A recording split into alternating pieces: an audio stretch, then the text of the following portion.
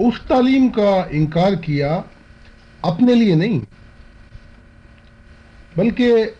دوسرے انسانوں کے لیے بھی رکاوٹیں کھڑی کیں۔ 600 سال بعد خدا نے اسماعیل کے خاندان کی بنیاد پر محمد صلی اللہ علیہ وسلم کو پکارا۔ آپ کی تعلیم نے خدائے واحد پر بے انتہا روشنی ڈالی اور بتایا کہ انسان کا مقصد خدا کے ساتھ وابستہ ہے، اور یہ کہ سارے مذہب ایک ہی ہیں اور خدا سے نکلے اور خدا پر ختم ہوں گے۔ جس طرح ماں باپ اس بچے پر جو بالغ ہو گیا ہو ان کی طرح اپنا وارث قرار دیتے ہیں اور اپنا سب کچھ اس کو سونپ دیتے، اس لیے کہ اس نے اپنے آپ کو اس قابل کر لیا، اور اس کے بعد 1400 سال اور گزرے اور انسان آج اپنے تہذیب و تمدن کے نئے دور میں داخل ہے، جو نئی عمر ہے مذہب کی، تشریح کی۔ آج انسان اس قابل ہے کہ اس پر چھپے ہوئے کچھ پردے کھولے جائیں اور اس کو حقیقت حال کی خبر دی جائے اور ان محرکات پر روشنی ڈالی جائے کہ آخر ابلیس کون ہے جس نے برائی کی بنیاد ڈالی، بلکہ آج تک اپنے وعدے پر قائم ہے اور ساری انسانی تاریخ میں وہ بڑے زور و شور سے کام کر رہا ہے کہ آدمی کو اس کے مقصد میں کامیاب نہ ہونے دے، بلکہ خدا کی تقدیر الہی کی بحالی میں متواتر رکاوٹیں کھڑی کر رہا ہے۔ اور ابلیس آج بھی مثبت نقطۂ نگاہ رکھتا ہے کہ انسان اس قابل نہیں کہ خدا کی آواز کا جواب دے سکے، اور یہ کہ آدم کے خاندان کو خدا نے اس پر شرف دے کر غلطی کی ہے۔ ابلیس اور اس کا نظریہ، تمام وجود خدا نے پیدا کیے ہیں، فرشتے اس دائرے سے باہر کوئی نئی مخلوق نہیں، بلکہ ان کو بھی خدا نے ہی پیدا کیا ہے۔ خدا نے فرشتوں کو پیدا کیا اس سے پہلے کہ کچھ اور کرے، اور یہ ابلیس وسیلہ اور گزرگاہ تھا خدا کی محبت کا فرشتوں کی دنیا میں، جیسا کہ ابراہیم ذریعہ اور گزرگاہ تھا خدا کی برکتوں کا بنی اسرائیل کے لیے۔ بہرحال جب آدمی کی کائنات پیدا کی گئی تو خدا نے آدمی کے پہلے خاندان آدم اور حوا سے بے انتہا محبت کی، بلکہ ابلیس سے بھی زیادہ،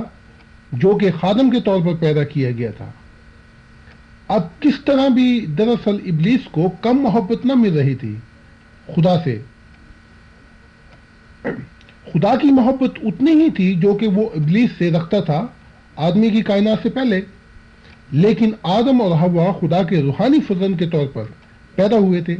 خدا نے اپنا سب کچھ انہیں دیا وصیت میں، اس لیے ابلیس نے محسوس کیا کہ خدا اس سے کم محبت کر رہا ہے یا کم محبت دے رہا ہے پہلے سے۔ ابلیس جو کہ محسوس کر چکا تھا کہ اس کو کم محبت مل رہی ہے، اس نے اکسایا حوا اور ورگلایا کہ وہ اپنے آپ کو اس کے حوالے کر دے۔ ابلیس نے سوچا کہ شاید وہ لطف حاصل کرے اسی درجے کا انسانوں کی کائنات میں جیسا کہ وہ لطف اندوز ہو رہا تھا فرشتوں کی دنیا میں۔ یہ وہ سبب تھا جو باعث بنا روح کے ساتھ گناہ میں گرنے کا۔ تمام چیزیں پیدا کی گئی تھیں کہ وصول کریں خدا کا قبضہ تسلط محبت کے ذریعے۔ اس لیے محبت اصل سرچشمہ ہے زندگی کا، اور اصل جوہر روح ہے خوشیوں کی، اور محبت مثالی تصور ہے تمام کائنات کا۔ ان اصولوں کے مطابق جو کوئی زیادہ وصول کرتا ہے خدا کی محبت، وہ اور بھی زیادہ خوبصورت بن جاتا ہے تو یہ قدرتی بات ہے کہ قدرتی طور پر آدم کے خاندان پر ابلیس کو رشک آیا. اس نقطے پر پہنچ کر ابلیس نے پھسلانے اور گمراہ کرنے کی جرات کی حوا کے ساتھ اپنی زندگی کا یعنی روحانی زندگی کا خطرہ مول لے کر. ابلیس جو چھوڑ گیا اپنا درجہ بے اعتدالی کی نفسانی خواہش کو پورا کرنے کے لیے، لیکن جب حوا مل گئی ابلیس کے ساتھ اور اس کے ورغلانے کا خاطر خواہ جواب دیا، تو ابلیس کو ابھارا سخت رنگ کا جذبہ کہ حوا کے ساتھ اپنی نفسانی خواہش کو پورا کرے. یہ وہ محرکات تھے جس کی بنیاد پر ابلیس نے شہود کی خواہش کو پورا کیا حوا کے ساتھ. یہ پہلا گناہ تھا نفسانی خواہش کا آدمی کے خاندان کے ساتھ، جس کا مجدد ابلیس ہے. اس طرح یہ روحانی طور پر گناہ میں گرنے کا سبب ہوا. یہاں یہ یاد رہے کہ روح کے ساتھ نفسانی خواہش، جنسی خواہش سے اولاد نہیں پیدا ہو سکتی، بلکہ یہ کہ آدم کا پہلا خاندان اصل میں آ گیا شیطان کے. اس کے بعد حوا نے محسوس کی خوف کی حس، جو اس کو اس کے ضمیر کے ملامت کرنے سے آئی، اور اس کو یہ علم بھی ملا کہ اس کا شریک زندگی آدم نہ تھا، اس کا شریک زندگی آدم تھا نہ کہ ابلیس. سو حوا اور ابلیس نے نفس میں گری ہوئی خواہش کو پورا کرنے کے لیے بدکاری کی. جیسا کہ لکھا ہے پس قرآن پاک میں کہ پس ان دونوں نے اس درخت یعنی شیطان کی پیروی کی میں سے کچھ کھایا،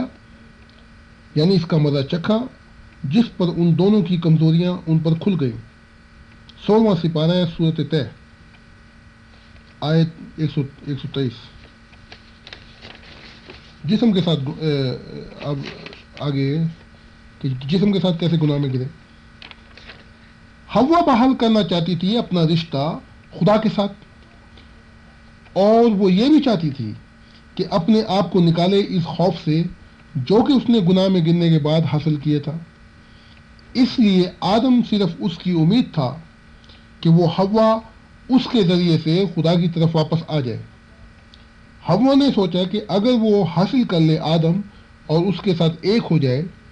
جو کہ مطلب تھا یعنی کہ اس کا شریک زندگی مستقبل میں، تو شاید اس کے ارمانوں کی تکمیل ہو جائے اور اس کو خوف اور غم سے نجات ملے. خوف یہ کہ نافرمانی کی، غم جب انسان کا خدا سے رشتہ ٹوٹا. یہ وجہ تھی کہ اس نے آدم کو بھی ورگلایا، اور یہ وہ سبب تھا جسم کے ساتھ گناہ میں گرنے کا، کیونکہ حوا اثرات لے چکی تھی ابلیس کے، جو کہ اپنا درجہ چھوڑ گیا تھا. اس طرح حوا نے آدم کو ورگلایا اور جسم کے ساتھ یہ نفسانی خواہش کو پورا کیا گیا، بدکاری کی. چونکہ خدا نے آدم کو پکارا تھا کائنات کے مقصد کی تکمیل کے لیے، لیکن جب آدم بھی مل گیا حوا کے ساتھ، تو یہ پہلا خاندان زیر تسلط آ گیا شیطان کے. تاریخ کا پہلا قدم غلط پڑا، اور یہ سب کچھ خدا کی نافرما برداری کا نتیجہ تھا کہ آدم کا پہلا خاندان سچے راستے سے بھٹک گیا. اگر آدم گناہ میں نہ گرتا حوا کے ساتھ اور اپنے آپ کو خدا کے ساتھ ایک کر لیتا خدا کے الفاظوں پر عمل کر کے، تب آدم یاد دلایا جاتا محفوظ جس کو چھوا نہ گیا ہو. تب تقدیر الہی کی بحالی حوا کے لیے آسان ہو جاتی. اس لیے جب پہلے آدمی عورت جنہیں خدا نے پکارا تھا سچے والدین بننے کے لیے، جب انہوں نے جنت کے قانون کو توڑ دیا اور گناہ میں گر پڑے، اس طرح پہلا خاندان ابلیس کے اثر میں آ گیا، جس کا نتیجہ یہ نکلا کہ محبت اپنے آپ میں بدچلن ہو گئی اور شیطان آدمی پر قبضہ کیے ہوئے ہے اور آدم کی اولاد کو بنایا ہوا ہے گناہ کا نشانہ اور نقصان جھیلنے پر. اس لیے شیطان جس نے بدچلن بنایا آدمی کی محبت کو، یہی آقا بنا ہوا ہے اور دراصل سرغنہ ہے पर्दे के पीछे जो नेस्तो नाबूद करने पर तुला बैठा है मिसाली ख़ानदान के तस्वर को, और शैतान आज भी अपने वादे में साबित कदम है कि वो आदम की औलाद को सीधे रास्ते से भटका देगा। जैसा कि शैतान का ये मुकालमा कुरान ने नोट किया है कि उसके क्या ख्यालात है आदमी के बारे में। इसने कहा कि शैतान ने कि चूंकि तूने मुझे हलाक किया है इसलिए मैं इन इंसानों के लिए तेरे सीधे रास्ते में बैठ जाऊंगा, फिर मैं इनके पास आऊंगा, उनके सामने से भी और इनके पीछे से भी, ताकि उनको वरगलाऊं और तू उनमें से अक्सर को शुक्रगुजार नहीं पाएगा। ये 8वां सिपारा है, सूरत अराफ आयत 17वीं और 18वीं। ये शैतान ने क्यों कहा कि मुझे तूने हलाक किया? इसलिए कि वो चाहता था कि हर जगह दखल अंदाजी करता फिरे, क्योंकि जब उसको इतना कुछ खुदा ने दिया और मोहब्बत भी दी तो इसके बाद उसको ये चाहिए था कि वो अपनी जिम्मेदारी अदा करता, लेकिन उसने नहीं की। दरअसल तमाम वजूद पैदा किए हैं खुदा ने, फरिश्ते इस दाहिर से बाहर कोई नई मखलूक नहीं, बल्कि इनको भी खुदा ने ही पैदा किया है, इससे पहले कि उसने कुछ और किया। फिर खुदा मुखातिब हुआ कि हम इंसान को अपनी शैबा की मानित बनावें, अपनी सफ़ात पर। यहाँ खुदा अकेला मुखातिब है जमा से, ये इसलिए नहीं कि खुदा मुखातिब था 3 से, जैसा कि ईसाई यकीन रखते हैं, अकीदा रखते हैं, जैसे कि दीनियात के तर्जमा करने वालों ने समझा है क्रिश्चियनिटी में। मगर क्योंकि वो बात कर रहा था फरिश्तों से जो कि पैदा किए गए थे आदमी से पहले, खुदा ने फरिश्तों को पैदा किया खादम के तौर पर, जो कि मददगार बने अमूर कारोबार में, कायनात के निज़ाम और नज़्म व नस्क में। लेकिन आदमी पैदा किया गया था खुदा का इलाही फज़न और रखता था कब्ज़ा तसल्लुत कायनात के ऊपर और फरिश्तों पर भी तसल्लुत हुक्मरानी रखता था। यहाँ कुछ मिसालें पेश की जाती हैं, जैसा ये कि कुरान पाक में है कि फरिश्ते उनसे कहेंगे कि हम तो सिर्फ तुम्हारे रब के हुक्म से उतरते हैं, और जो कुछ भी हमारे आगे है और जो कुछ हमारे पीछे है और जो कुछ इन दोनों जहानों के दरमियान है, सब कुछ खुदा का है और तुम्हारा रब तुम्हें भूलने वाला नहीं। ये 16वां सिपारा है सूरत मरियम। और फिर आगे चल के कुरान पाक में है कि जो लोग ईमान ले आए हैं और इनकी औलाद भी ईमान के मामले में उनके पीछे चली है, हम उनके साथ आला जन्नतों में उनकी औलाद को भी जमा कर देंगे और उनके अमलों में कोई भी कमी नहीं करेंगे। हर एक शख्स अपने अमाल के बदले में गुरु है, और जवान खादम यानी फरिश्ते हर वक्त उनकी खिदमत में हाजिर रहेंगे, गोया के पर्दों में लिपटे हुए मोती हैं। ये 27वां सिपारा है सूरत तूर आयत 22-25। और जिस तरह आगे चल के कुरान पाक में है फिर लिखा हुआ है और इस बाग के साए उन पर झुके हुए होंगे और इसके फल इनके करीब कर दिए जाएंगे, और इनके पास हमेशा खिदमत करने वाले नौजवान यानी फरिश्ते बार बार हाजिर होते रहेंगे। जब तू इन खादमों को यानी फरिश्तों को देखेगा तो इनकी निस्बत गुमान करेगा कि गोया वो बिखरे हुए मोती हैं,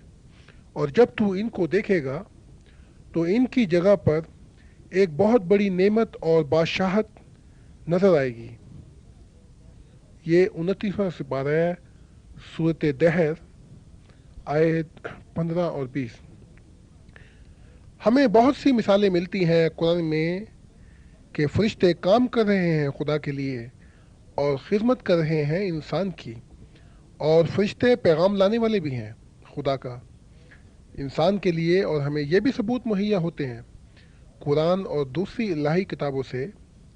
کہ فرشتے پیدا کیے گئے ہیں کہ قدر کریں اور خدا کی حمد اور اس کے جلال کی اور تسبیح بھی کرتے رہیں۔ اس لیے یہاں یہ بات واضح ہو جاتی ہے کہ ابلیس اپنے مقام کو چھوڑ گیا جو کہ اس کا اصل فرض تھا کہ وہ انسانوں کی خدمت کرے اور انہیں وہ مقام اور عزت دے جو خدا نے انسانوں کو دی تھی، اور انہیں یعنی انسان کو اپنا وارث اور خلیفہ پیدا کیا تھا۔ یہاں آگے چل کے تھوڑا سا یہ وضاحت چاہتی ہے بات کہ کس طرح ممکن ہوا تھا آدمی کے لیے کہ وہ گر پڑے گناہ میں، کیوں؟ محبت کی طاقت اور رسولوں کی طاقت اور خدا کے الفاظ۔ آدمی پیدا کیا گیا تھا کامل ہونے کی طرف اس عرصے میں جو کہ بالواسطہ تسلط اصولوں کی طاقت کا دور ہے، اس عرصے میں پختگی حاصل کرے اصولوں کے ساتھ۔ اس لیے اصولوں کی حکمرانی اپنے آپ میں اتار نہیں سکتی آدمی کو پٹری سے اصولوں کی کہ اسے گرا دے گناہ میں، کیونکہ آزادی کی راہ تو بیمار ہے کہ اپنے مقصد کو پایہ تکمیل تک پہنچا دے۔ اس لیے یہ اصولوں کی طاقت نہ تھی جس نے آدمی کو گرایا خدائی قانون سے باہر، مگر کامل ہونے سے پہلے آدمی جواب دہ ہے کہ اتر جائے اصولوں کی پٹری سے، اگر ٹکرائے ایسی طاقت سے جو قوت میں طاقتور ہو، ان اصولوں کی طاقت سے بھی زیادہ جو رہنمائی کرتی ہے آدمی کی پختگی کے دور میں۔ تو پھر صرف ایک طاقت ہے جو قوت میں طاقتور ہے اصولوں کی طاقت سے بھی زیادہ، اور وہ طاقت ہے محبت کی۔ اس لیے جب آدمی ابھی ناپختگی میں ہے اور تجربہ نہیں کر سکا خدا کی کامل محبت براہ راست تسلط کا، تب اس کے لیے یہ ممکن ہو سکتا ہے کہ وہ گر پڑے خدائی قانون سے باہر گناہ میں، چونکہ بے اصولوں کی ناجائز محبت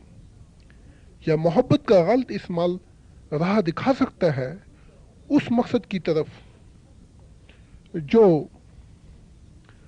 مختلف ہو خدا سے۔ اس لیے قرآن پاک میں ہے کہ اب ہم مومنوں سے کہتے ہیں کہ کیا اب تک ان کے دل اللہ کے ذکر کے لیے اور اس کلام کے لیے جو حق کے ساتھ اتارا ہے جھکتے نہیں؟ الم یان للذین آمنوا ان تخشع قلوبہم لذکر اللہ وما نزل اللہ من الحق۔ یہ 27واں سپارہ ہے، سورۃ حدید، آیت 17۔ تو پھر کیوں بنائی خدا نے محبت کی طاقت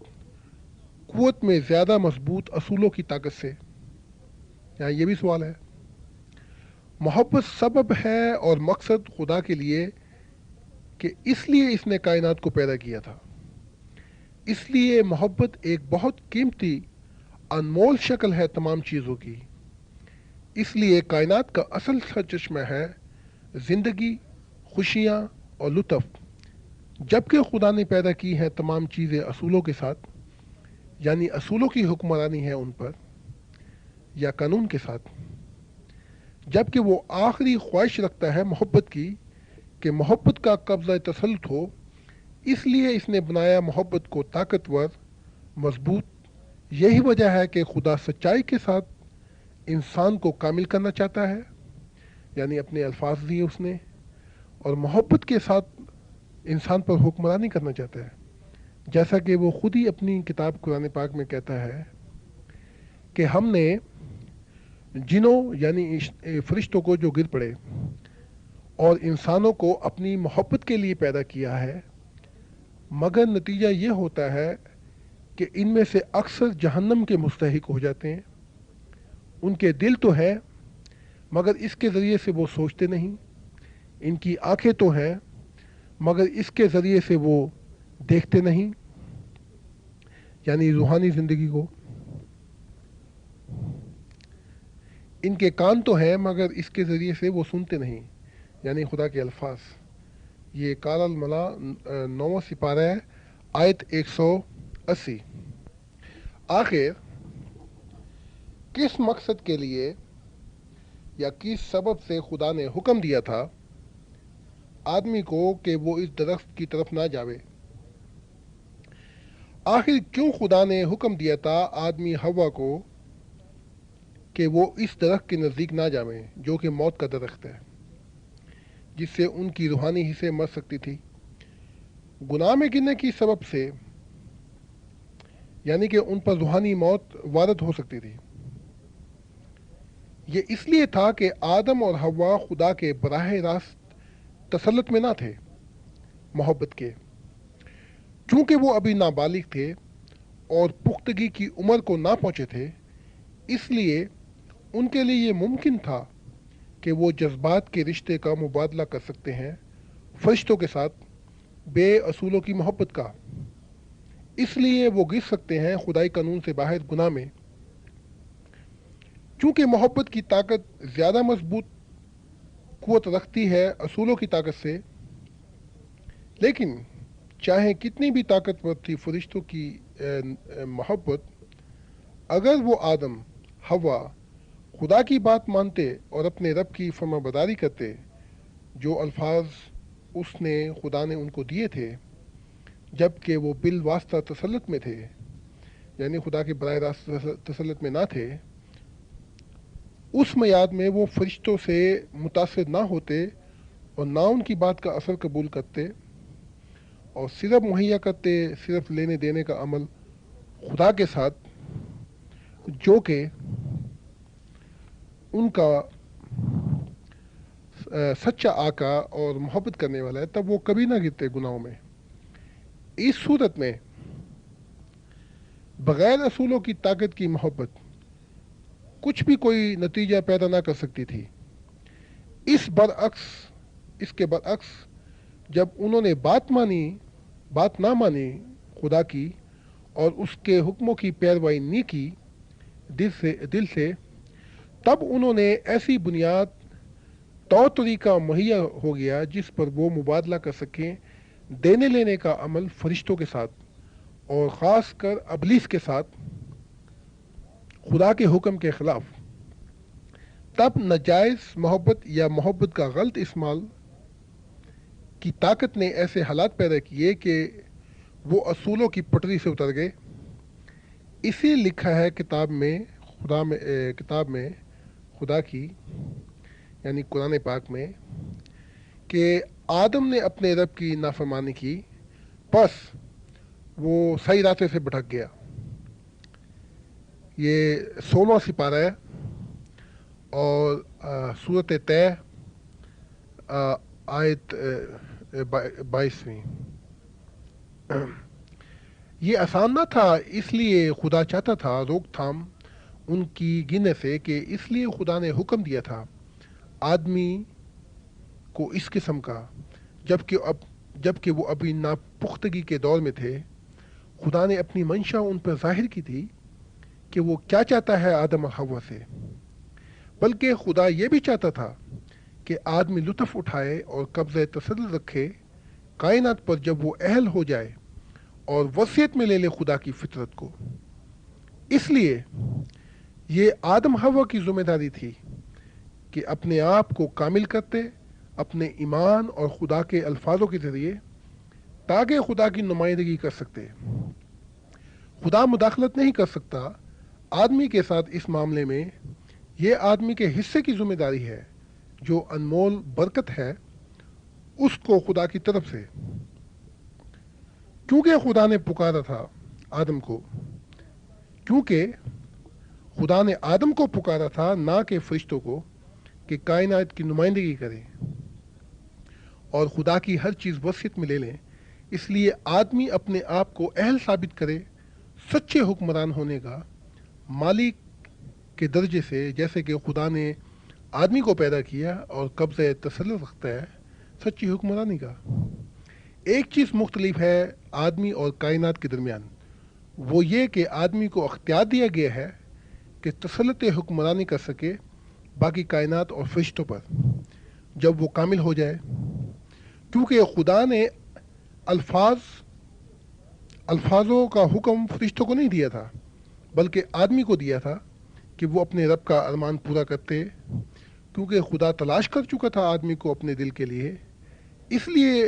اس نے آدمی کو سرفراز کیا اور آدمی کو شرف دیا کہ خدا کے روحانی فرزند کے درجے سے محبت کا ایک قبضہ تسلط رکھے انسان کامل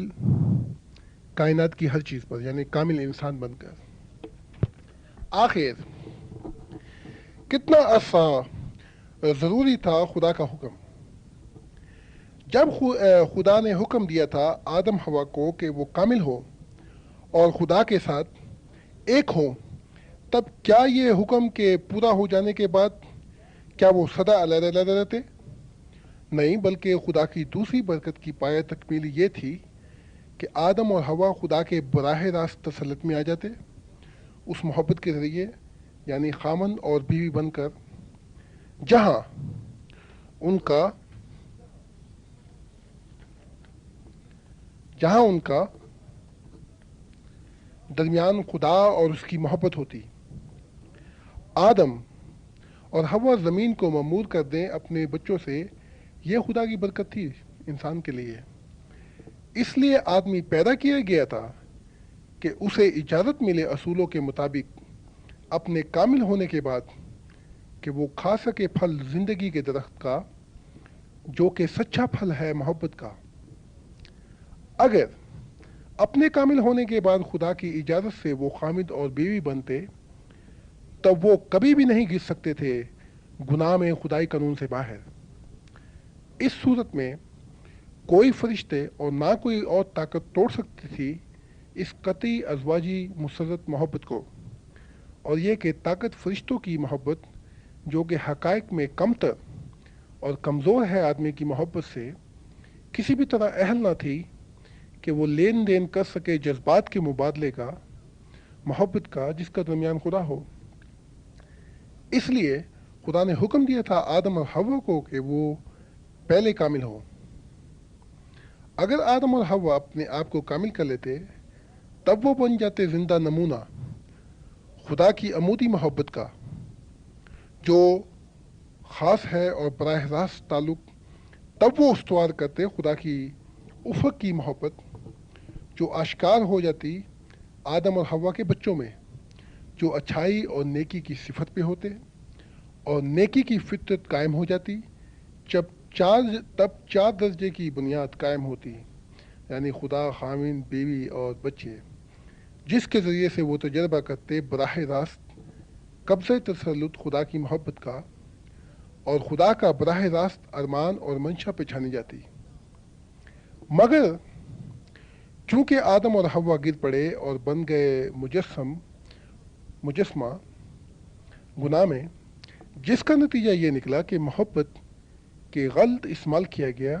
جو بے اصولوں کی نجائز محبت تھی، جس کا شروع کرنے والا شیطان تھا۔ خدا کے جو کہ آقا ہے سچی محبت کا اور سچے اصولوں کا، اسے خارج کر دیا گیا،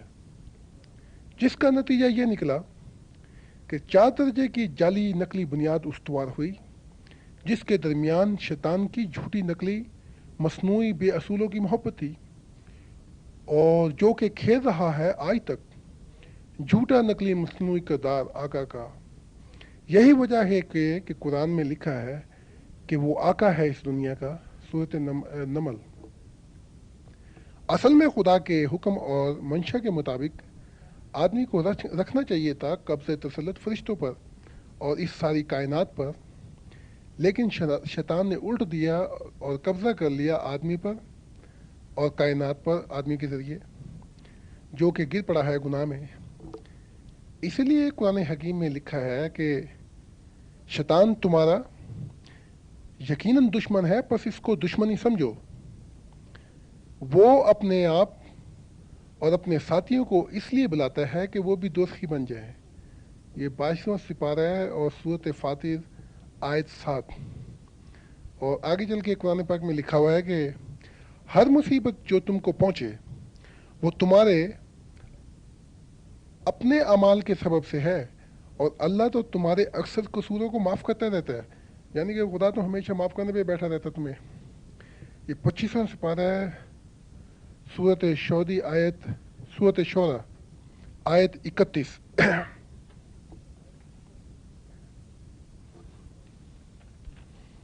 آگے چل کے آخر یہاں ایک بات اور وضاحت چاہتی ہے کہ شیطان کا عمل اور اس کی مصروفیات گناہ میں گری ہوئی دنیا کے اندر کیا ہے، وہ کیسے کام کر رہا ہے آج تک۔ قرآن پاک میں ہے کہ اس دن کو یاد کرو جب وہ ان سب کو اکٹھا کرے گا، یعنی ابلیس اور اس کے ساتھیوں کو، پھر کہے گا کہ اے جنوں کی جماعت، یعنی فرشتے جو گر پڑے، تم نے انسانوں میں سے اکثر کو اپنے ساتھ ملا لیا تھا، اور ان کے انسان مددگار کہیں گے اے ہمارے رب، ہم میں سے بعضوں نے بعضوں سے فائدہ اٹھایا ہے، اور ہم اپنی اس مدت کو پہنچ گئے ہیں جو تو نے ہمارے لیے مقرر کی تھی۔ وہ فرمائے گا آگ تمہارا ٹھکانہ ہے، اس میں تم ایک لمبے عرصے تک رہو گے،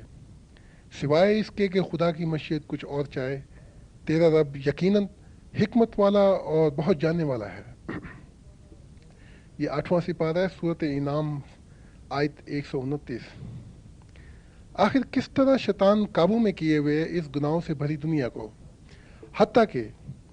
شیطان جو کہ متواتر الزام دے رہا ہے آدمی کو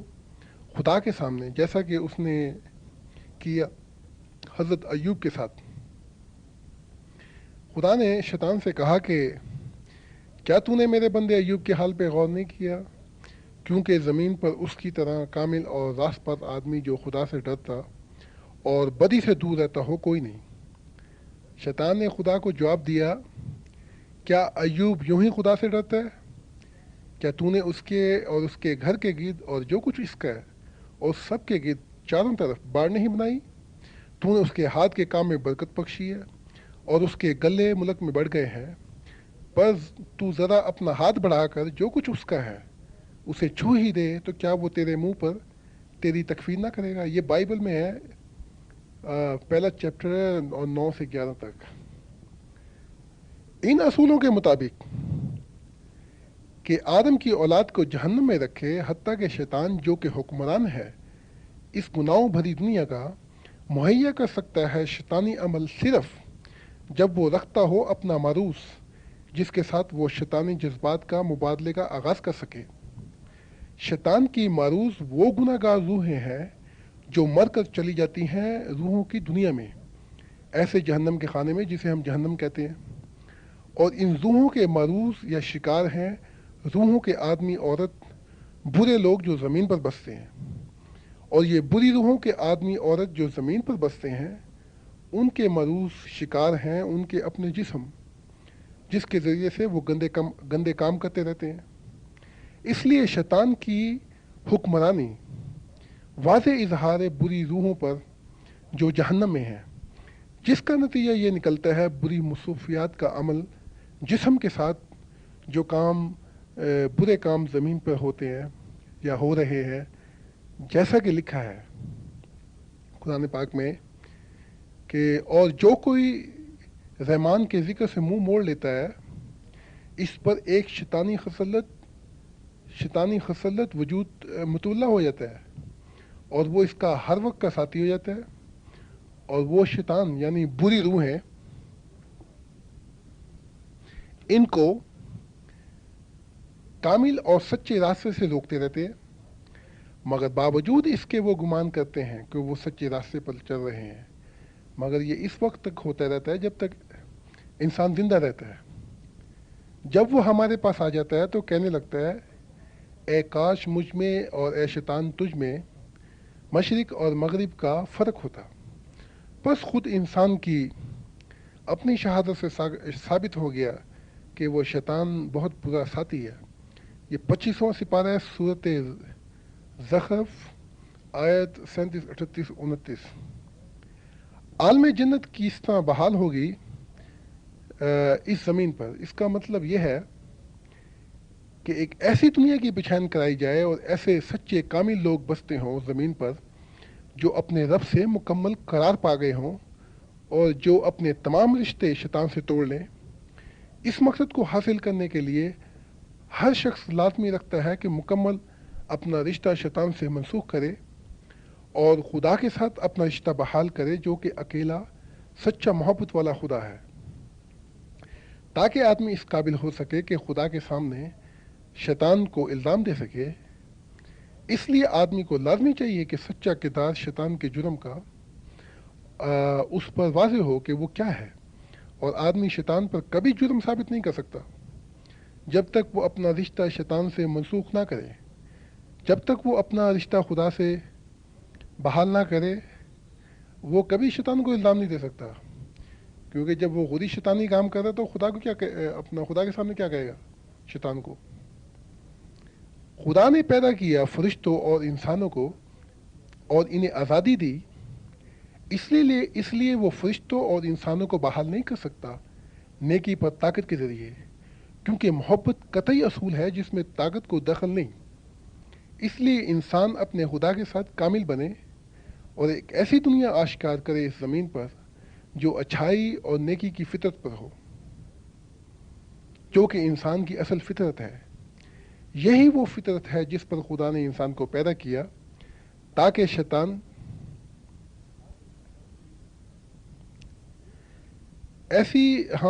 ایسی دنیا آشکار کرے اچھائی اور نیکی کی فطرت پر اس زمین پر جو کہ انسان کی اصل فطرت ہے، تاکہ شیطان اپنے ہتھیار ڈال سکے اس زمین پر۔ تاریخ آدم اور حوا سے لے کر آج تک ہمیں بتاتی ہے کہ تقدیر الہی متواتر کام کر رہی ہے کہ بحال کر دے آدمی کو اس کے اصل مقام پر جہاں وہ وارث بن سکے خدا کی ہر چیز کا۔ لیکن ہزاروں سال گزرنے کے باوجود آج تک خدا کا ارمان پورا نہ ہو سکا۔ اس کی وجہ یہ ہے کہ انسان اپنے حصے کی ذمہ داری نہیں پوری کر سکا جو خدا نے اسے برکت کے طور پر دی تھی، کہ وہ خدا کی آنکھوں کے سامنے اپنے آپ کو کامل کرے خدا کے دل کے ساتھ، جو خدا کی محبت کامل طور پر پا گیا ہو۔ جیسا کہ آج بھی خدا انسان کو آوازیں دے دے کے بلاتا ہے کہ اے نفس مطمئنہ، اے نفس آرام یافتہ جو خدا سے آرام پا گیا، اپنے خدا کی طرف چل، اس حال میں کہ تو اس سے راضی اور وہ تجھ سے راضی، پس میرے محبت کرنے والوں میں مل اور میری بہش کے اندر آ جا۔ یہ 30واں سپارہ سورۃ فجر، آیت 28، 29، 30، 31۔ یہاں پر آگے چل کر ہم نے یہ دیکھنا ہے کہ اچھائی اور برائی کو دیکھا جاتا ہے مقصد کے منظر کے نظریے سے۔ اگر آدم اور حوا زندہ نمونہ بن جاتے اچھائی اور نیکی کا، تب وہ استوار کرتے 4 درجے کی بنیاد محبت کی جن کا درمیان خدا ہوتا، تب وہ پہچان کرا دیتے اچھائی اور نیکی کی دنیا کی۔ لیکن ایسا نہ ہوا۔ اب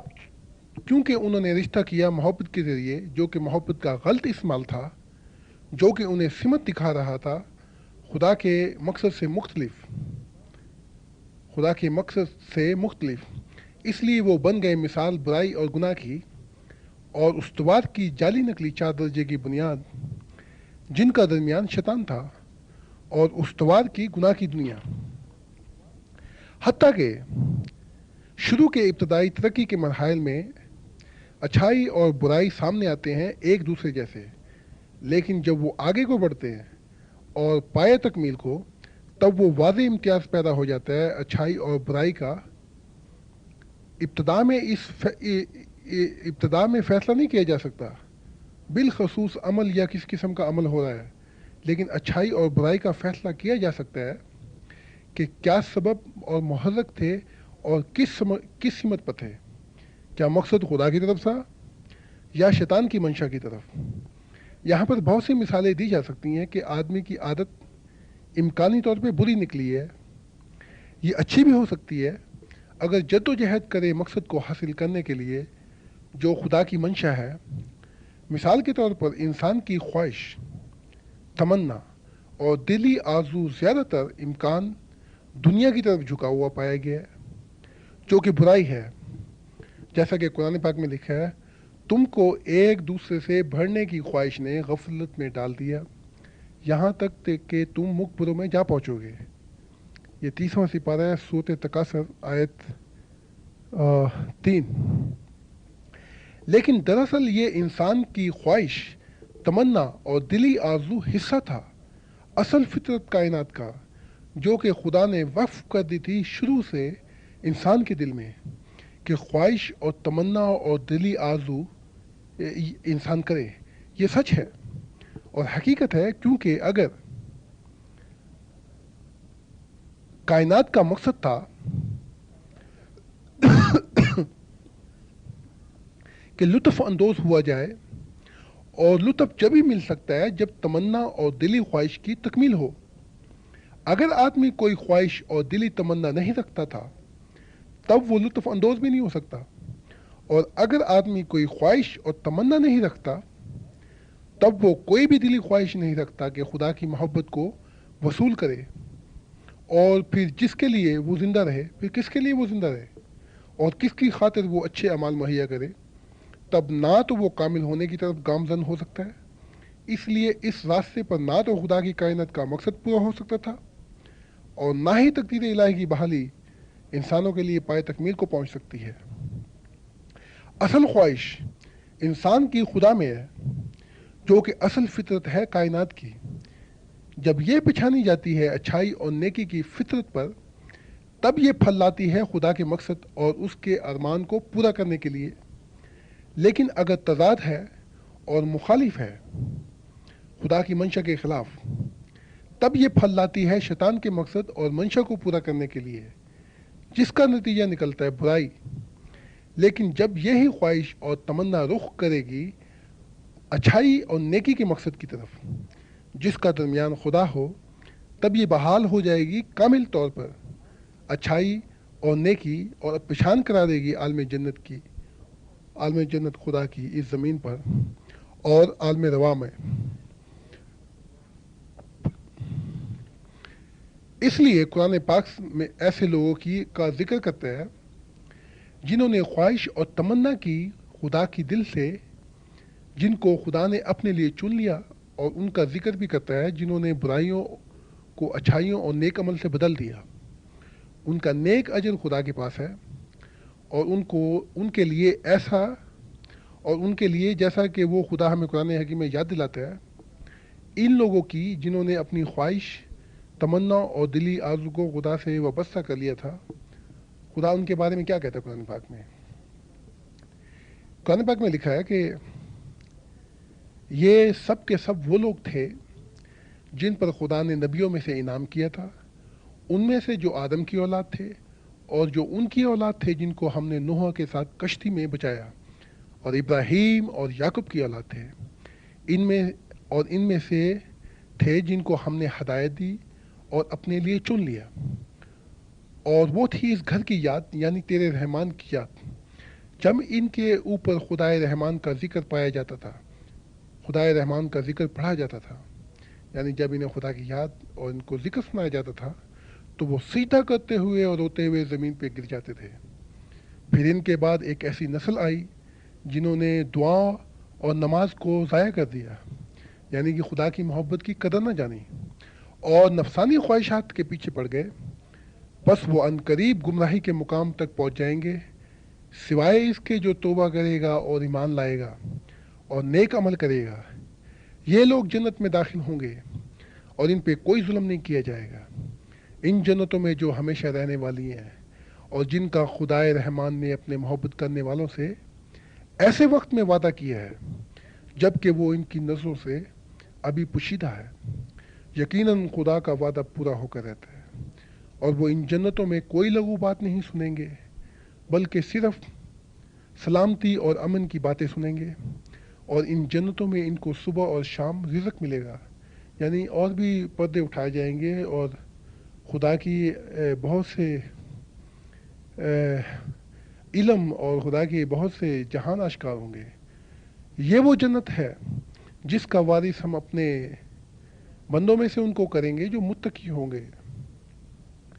اور فرشتے ان سے کہیں گے کہ ہم تو صرف تمہارے رب کے حکم سے اترتے ہیں، اور جو کچھ ہمارے آگے ہے اور جو کچھ ہمارے پیچھے ہے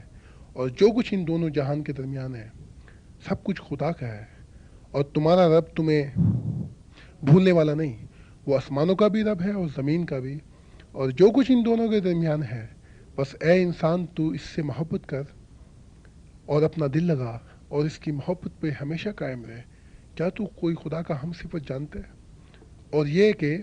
اللہ ہدایت یافتہ لوگوں کو ہدایت میں بڑھاتا جائے گا، اور باقی رہنے والے نیک اعمال خدا کی نظر میں سب سے بہتر شے ہیں، جزا کے لحاظ سے بھی اور انجام کے لحاظ سے بھی۔ معیار اچھائی کا، اور یہ ہے اپنا 16 سپارہ صورت مریم، 65 66 62 63 65 اور 66 اور 67 یہ آیتیں ہیں۔ دراصل معیار اچھائی کا کائنات کے مثالی تصور کی بحالی میں قطعی نہیں ہے، بلکہ رشتہ ہے، لیکن جب شیطان کی حکمرانی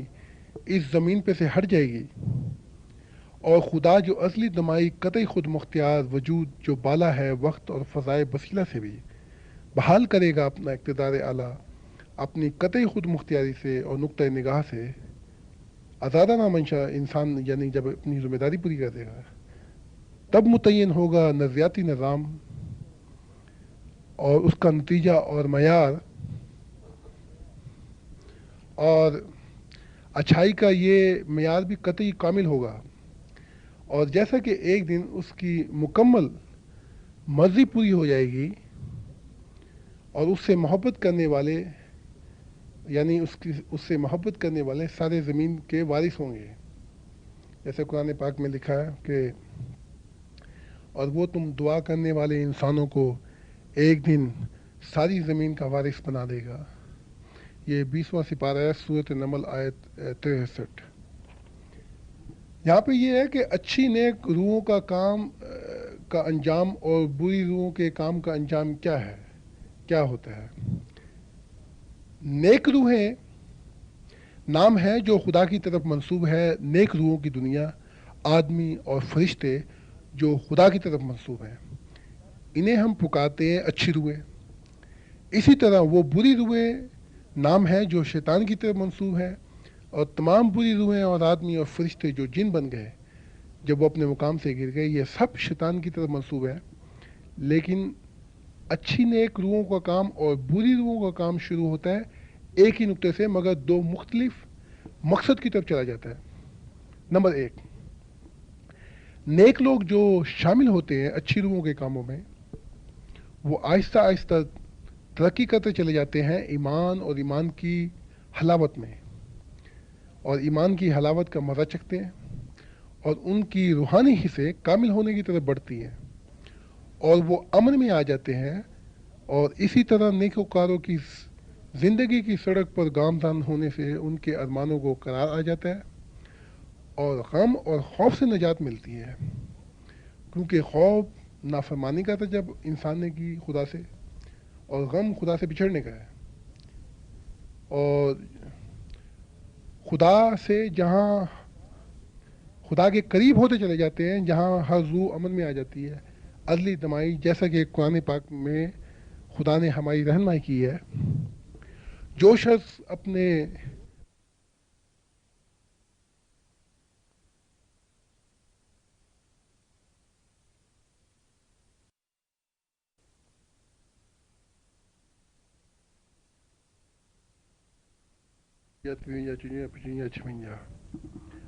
اور بری روحوں کے کام اور ان کا انجام کیا ہے آخر، اور وہ جو شامل ہوتے ہیں بری روحوں کے کاموں میں اور بری زندگی کی سڑک کی طرف گامزن ہیں، ایسے لوگ محسوس کرتے ہیں اپنی روحانی حص میں ناپائیداری، خطرے میں اپنے آپ کو محسوس کرتے ہیں، اور غیر محفوظ حالتوں میں گرتے چلے جاتے ہیں، جہاں ڈر اور تکلیف دہ زندگی اس طرح شروع ہوتی رہتی ہے جیسے کوئی ڈھلوان سے اندھیروں کی طرف گرتا چلا جا رہا ہے۔ ایسے شخص کی سخت خود پسندی بڑھ جاتی ہے، یعنی دنیا کے مال سمیٹنے کی طرف دوڑ لگاتا ہے خوب وہ، اور ایسے شخص کے ساتھ ایسے ایسے حادثات ہوتے رہتے ہیں جو آخر کار ایسے شخص کو زندگی کے ایسے دوراہے پر لا کے کھڑا کر دیتے ہیں جہاں وہ بڑی مایوسی اور خوف سے مر رہا ہوتا ہے، بری روحوں کے اعمال کی کیفیت ایسی ہے جس کی طرف قرآن ہمیں متوجہ کرتا ہے کہ ان کی حالت ان تاریکیوں جیسی ہے جو ایک گہرے سمندر پہ چھائی ہوئی ہوں، جس پر لہریں اٹھ رہی ہوں اور ان لہروں پر اور لہریں اٹھ رہی ہوتی ہے، ان سب کے اوپر ایک سیاہ بادل ہوتا ہے۔ یعنی یہ ایسی تاریکیاں ہوتی ہیں کہ ان میں سے بعض بعض کے اوپر چھائی ہوئی ہوتی ہیں، یعنی اندھیرے ہیں وہاں پر۔ یعنی جب جس کے لیے خدا روشنی نہ بنائے تو اس کو روشنی کہاں سے مل سکتی ہے؟ جب آدمی اپنا ہاتھ باہر نکالتا ہے یعنی تو باوجود کوشش کے اس کو دیکھ نہیں سکتا، اور جس کے لیے اللہ نور نہ بنائے اس کو کہیں سے نور نہیں ملتا۔ یہ 18واں سپارہ ہے قد افلا، سورۃ نور، آیت 41۔ لیکن اگر بری روحوں کے آدمی توبہ کر لیں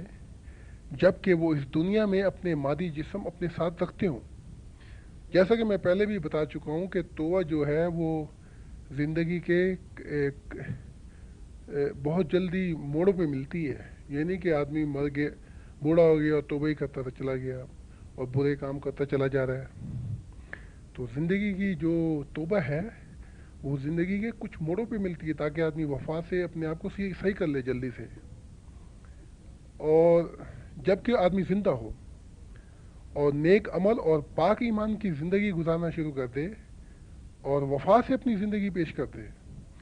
تب ان بری روحوں کا کام اچھی روحوں کے ساتھ کافی عرصے میعاد کے بعد یکجا ہونا شروع ہو جاتا ہے، ایک عرصے کے بعد۔ اس لیے ہمیں چاہیے کہ بڑے صبر اور دعا سے خدا کے حضور چلیں تاکہ ہم روشنی اور زندگی بسر کریں، کہیں تاکہ بے خبری اور ناوقفیت کی وجہ سے برا عیب نہ لگائیں دوسرے لوگوں پر اور نہ انہیں کفر کے فتوے دیں۔ شاید وہ لوگ جنہیں ہم غلط سمجھتے ہیں ہمارے سے زیادہ سیدھے راستے پر ہوں، اس طرح بے خبری میں ہم خدا کی منشا کے خلاف جا سکتے ہیں اور ہمیں معلوم بھی نہ ہو۔ اس لیے مذہب ان راستوں پر ہمیں سکھاتا ہے کہ ہم صبر سے دعا سے خدا سے پوچھیں تاکہ وہ ہماری رہنمائی سدا کرتا رہے، جیسے قرآن پاک میں ہے یا ایھا الذین آمنوا استعینوا بالصبر والصلاۃ ان اللہ مع الصابرین۔ اگلا جو مضمون ہے وہ تھوڑا سا یہ بتانا ہے کہ گناہ کیا ہے آخر۔ گناہ ایک ایسا عمل ہے جو انسان کو خدا سے دور کر دیتا ہے اور جنت کے قانون کے خلاف ہے، بلکہ ایسی بنیاد پیدا کر دیتا ہے جہاں آدمی جذبات کا مبادلہ کرتا ہے شیطان کے ساتھ، اور اس شیطان کے ساتھ جو گناہ کا مجدد ہے اور جس نے خدا کے دل کو دکھ دیا اور خدا کے دل کو غم سے بھر دیا، جیسے قرآن پاک میں خدا ہمیں متوجہ کراتا ہے، اے ایمان والو شیطان کے قدموں پر مت چلو، اور جو کوئی شیطان کے قدموں پر چلتا ہے تو وہ جان لے کہ شیطان بدیوں اور گناہ اور بری باتوں کا حکم دیتا ہے۔ اگر اللہ کی محبت اور اس کی رحمت تم پر نہ ہوتی، یعنی تم پر رحم نہ ہوتا، تو کبھی بھی تم میں سے کوئی پاک باز نہ ہوتا، لیکن اللہ جس کو چاہتا ہے پاک باز کر دیتا ہے، یعنی جس کے دل میں روشنی دیکھتا ہے اسے سیدھا راستہ دکھا دیتا ہے، اور اللہ تمہاری بہت دعائیں سننے والا اور بہت جاننے والا ہے۔ یہ 18واں سپارہ ہے سورۃ نور، آیت یہ 22 ہے۔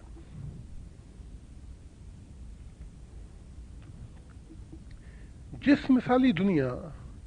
کا تصور خدا کے دل میں ہے وہاں ہرگز گناہ نہ ہوگا، اور نہ وہاں گناہ نام کی کوئی چیز ہو سکتی ہے خدا کے محبت کے دائرے میں، اور نہ وہاں پر شیطان زندہ رہ سکتا ہے اپنے شیطانی وجود کے ساتھ۔ اس لیے خدا کی ریاست ایک ایسی ریاست ہے جو کامل اچھائی اور نیکی کی فطرت پر ہے، جہاں نیکی اور اچھائی کی فطرت کا سورج محبت بن کر ساروں کے دلوں پر چھا جائے گا۔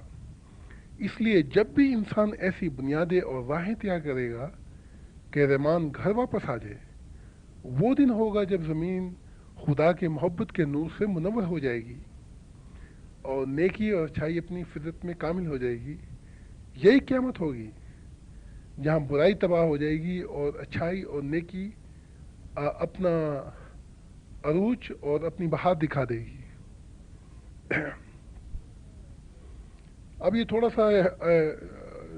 آگے چل کے یہ بتانا کہ گناہ میں گری ہوئی خصلت کیا ہے، کیا یہ عادت ہے، اور شیطان کے خیالات آدمی کے بارے میں کیا ہیں جس کا اس نے چیلنج دیا اور خدا سے وعدہ لے چکا ہے. خدا نے وعدہ اس لیے دیا کہ خدا تو کیونکہ خدا نے انسان کو پیدا کیا ایسی فطرت پر، خدا تو مکمل جانتا تھا کہ آدمی کامل ہوگا. اب آدمی گر پڑا تو یہ خدا کا قصور تھوڑی ہے. دراصل فرشتوں اور آدمی کو پیدا کیا گیا تھا اچھائی اور نیکی کی فطرت کے مقصد پر، اور ان کو دی گئی تھی یہ اصل فطرت جو وقف کی گئی تھی ان کے ساتھ جب وہ پیدا کیے گئے تھے. اب یہاں ایک بات جو بہت نازک ہے تشریح چاہتی ہے، وہ یہ ہے کہ جب فرشتوں کو پیدا کیا گیا تھا ان کا درجہ اور ان کا رشتہ جو ساری کائنات کے ساتھ تھا مستقبل میں، جب مستقبل میں ہونا تھا، اس کی ابھی واضح تشریح نہ کی گئی تھی، یعنی ابھی ترتیب مکمل نہ تھی، یعنی عیاں نہیں کی، بتایا نہیں گیا تھا ان کو. جب آدم اور حوا پیدا کیے گئے تب خدا نے اپنا ارمان فرشتوں اور آدم اور حوا پہ ظاہر کیا کہ کائنات کی کیا ترتیب ہوگی اور آدمی کا درجہ کائنات میں کیا ہوگا، اور یہ کہ وہ خدا کا ترجمان، نمائندہ یا خلیفہ ہوگا انسان. اس کا مطلب یہ تھا کہ خدا نے انسان کو اپنا اہل اور وارث قرار دیا. یہ وہ موقع تھا جب ابلیس اور فرشتوں نے اعتراض کیا کہ انسان اس بات کا اہل نہیں کہ اس کو وصیت دی جائے. اس کی کیا وجوہات تھی؟ اس کی بہت سی وجوہات ہو سکتی ہیں، لیکن چند یہ تھی کہ انہوں نے آدم اور حوا کو اس بات کا اہل نہ جانا کہ وہ خدا کے ترجمان بن سکے. پہلی وجہ یہ تھی کہ ابھی تک آدمی نے اور خاص کر آدم اور حوا نے اپنے آپ کو کامل نہ کیا تھا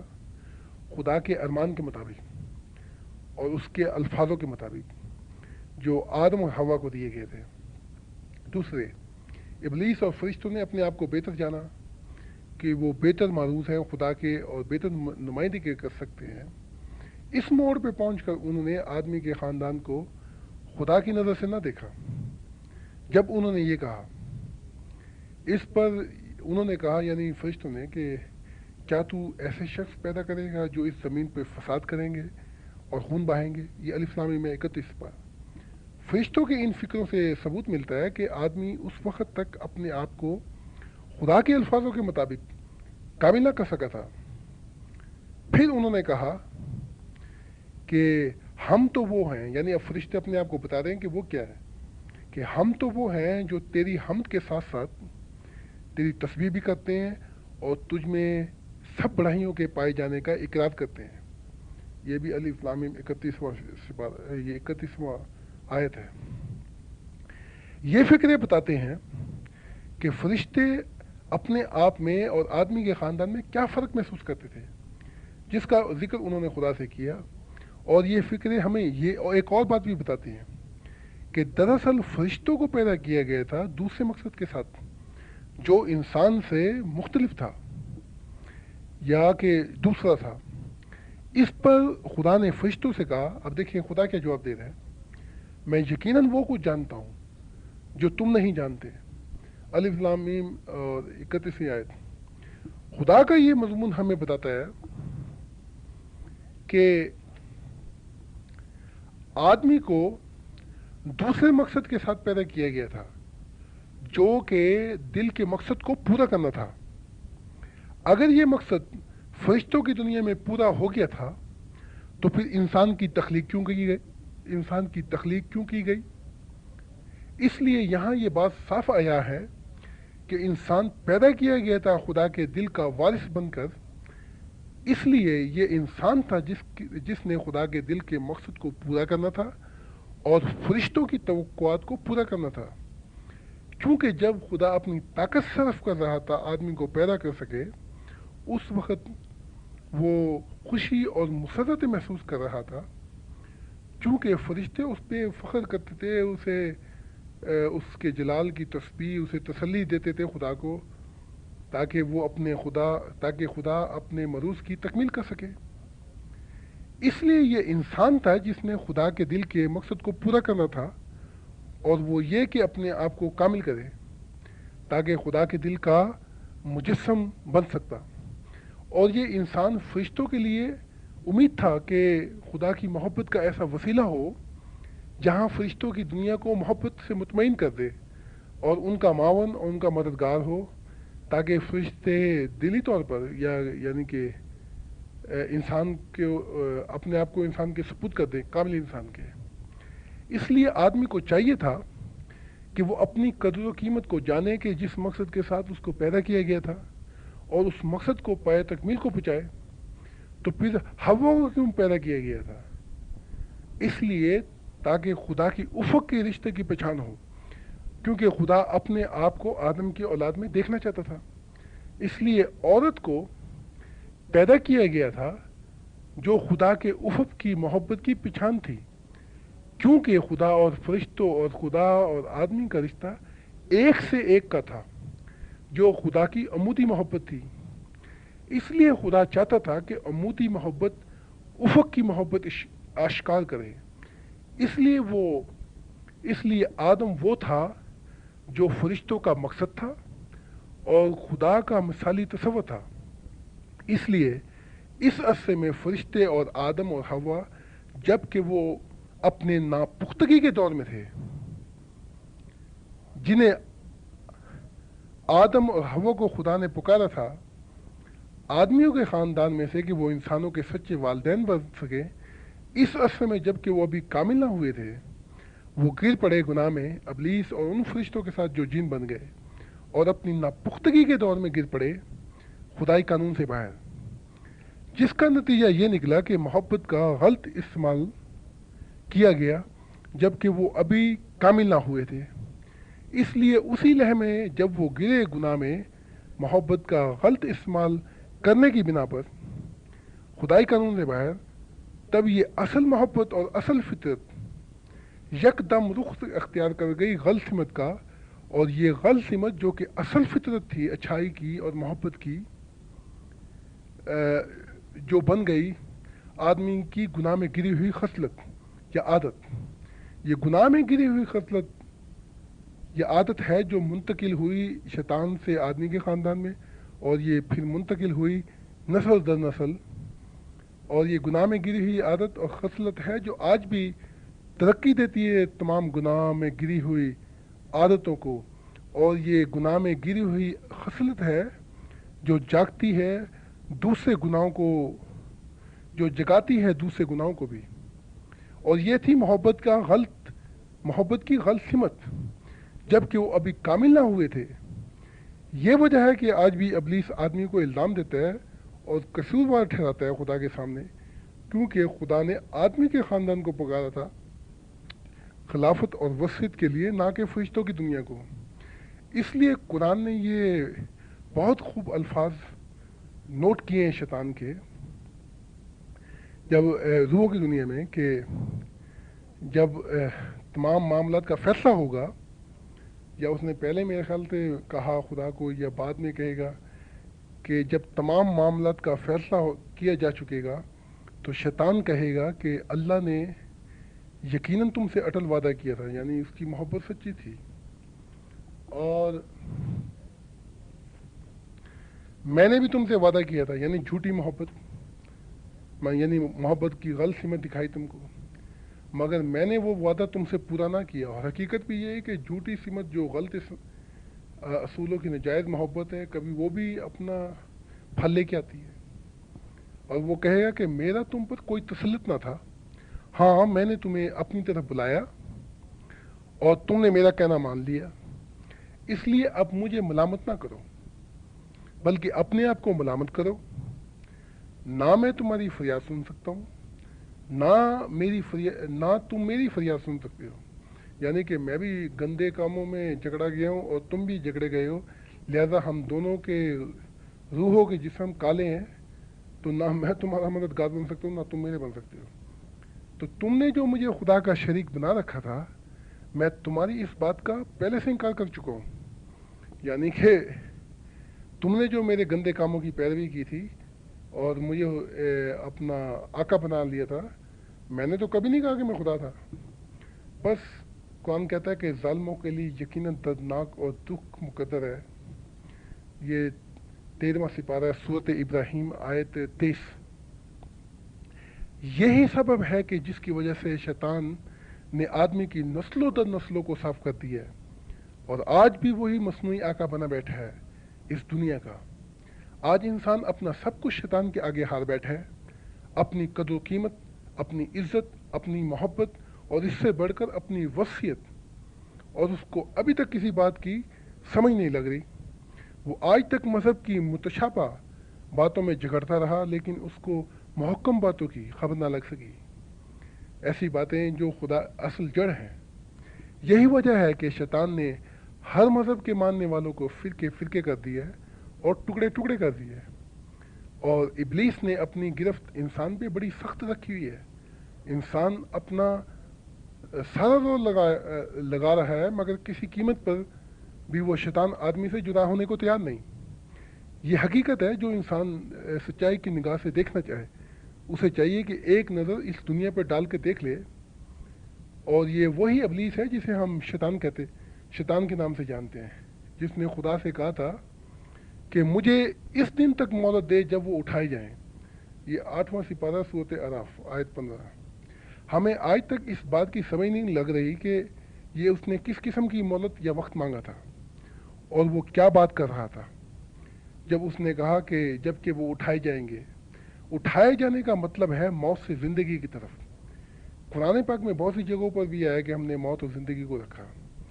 دراصل وہ شیطان خدا سے یہ کہہ رہا تھا کہ جس دن آدم کی اولاد نفس مطمئنہ پا گئی اور تیری محبت بس گئی ان کے دلوں میں، اور تیرے حضور زندگی میں یہ داخل ہو گئے،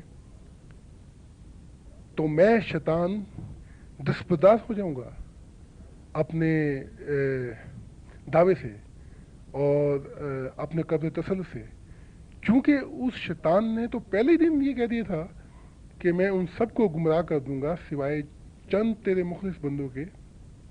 یہ صورت حجر ہے. تو پتہ لگا کہ وہ بات چند مخلص کی نہیں کر رہا تھا،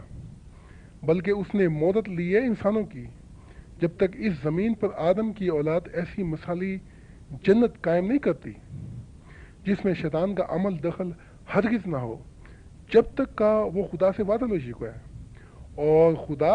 اپنے وعدے کبھی تبدیل نہیں کرتا، جیسے ہم دن میں 10 دفعہ تبدیل کر دیتے ہیں. اس لیے چوں دیر ہوتی جاتی ہے اس زمین پر مثالی دنیا کی بنیاد ڈالنے میں، وہ خدا اور اس کے فرشتے جو خدا کی طرف ہیں خاموش ہیں. کیونکہ خدا ہمیشہ اور روحوں کی دنیا اور خدا کی طرف کے فرشتے اپنی وعدہ اور اپنی ذمہ داری ہمیشہ پوری کرتے آئے ہیں. یعنی کہ پیغام بھی لے کے آئے ہیں خدا کا، اور سچائی بھی دی جو مذہب کے ذریعے ہمیں ملی. لیکن یہ انسان ہے جو اپنے حصے کی ذمہ داری پوری نہیں کرتا اور خدا کے ساتھ کامل نہیں ہوتا.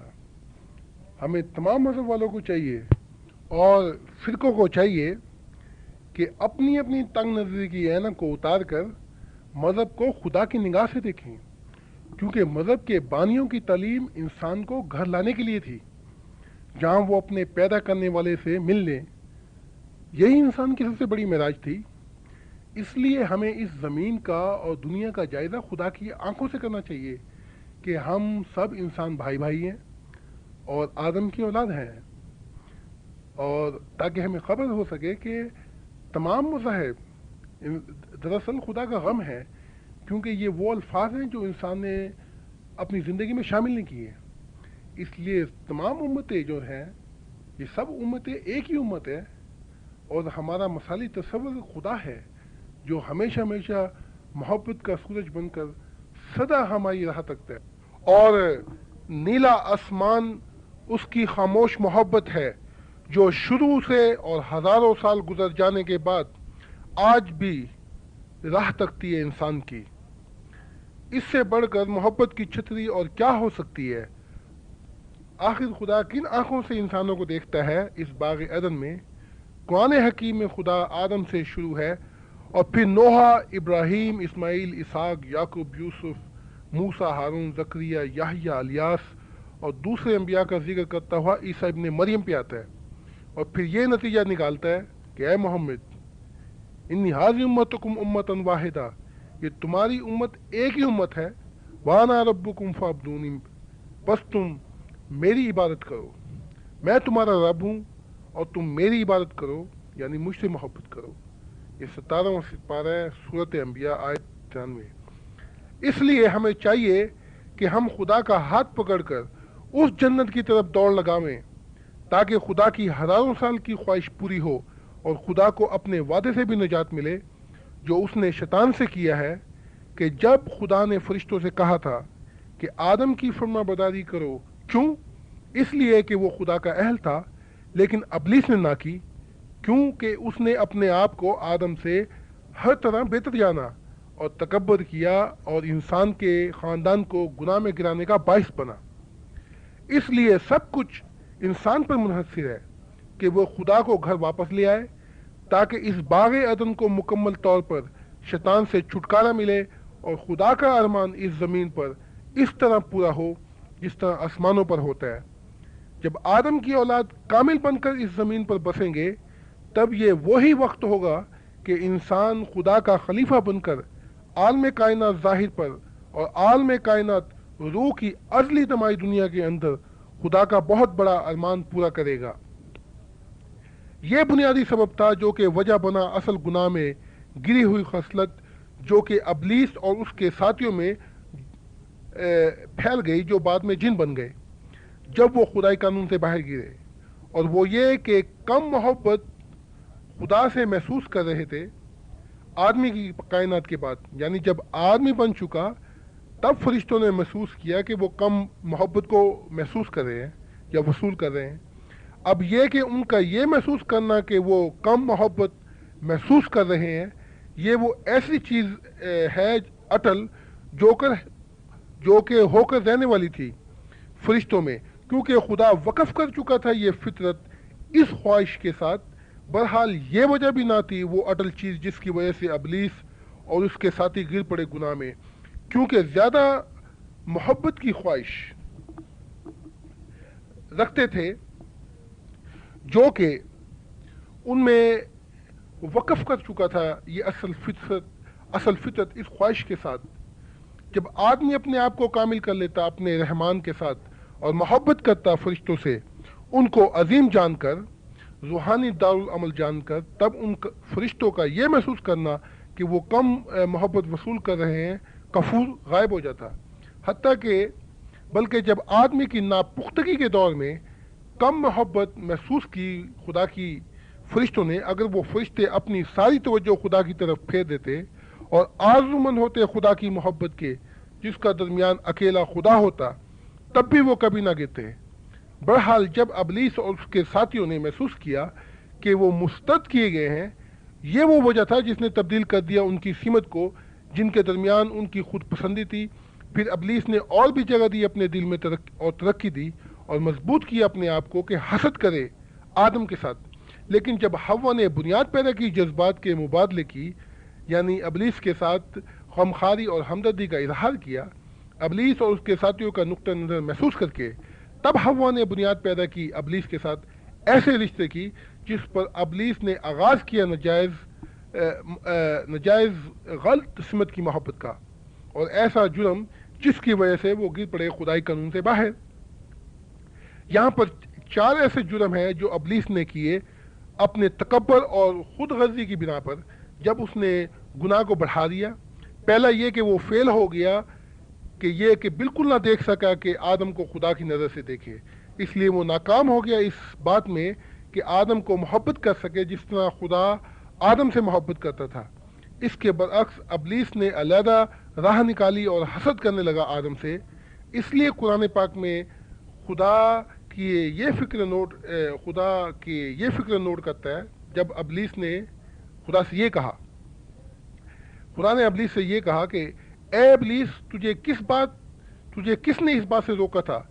کہ جس کو میں نے اپنے دونوں ہاتھوں سے بنایا تھا، اس کی فرما برداری करता, क्या तू अपने आप को बड़ा समझा या तू वाकई में मेरे हुक्म मानने से बाला है? इब्लीस ने कहा